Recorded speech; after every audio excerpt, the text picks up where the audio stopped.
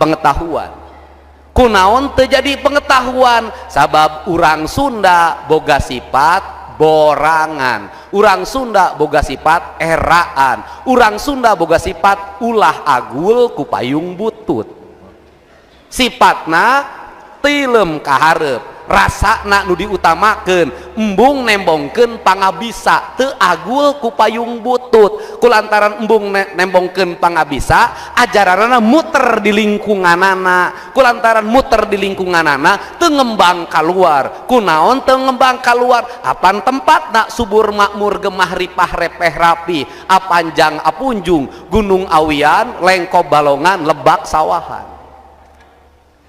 Kulantaran kitu pami filsafatna kumaha? Filsafat nu ngajarkeun manusia jeung kamanusaan. Lamun filsafat barat ukur ngajarkeun hiji aya dunia ide, dunia gagasan, dua aya dunia nyata, dunia aya nu dilakonan ku urang. Urang Sunda boga filsafat tilu, alam bihari, alam kiwari, jeung alam poe isuk.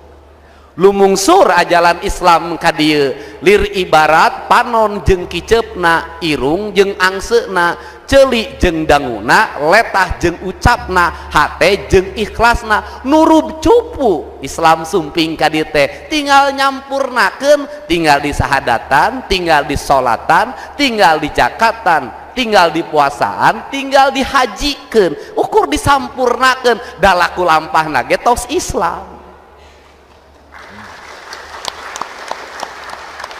Jadi kulantaran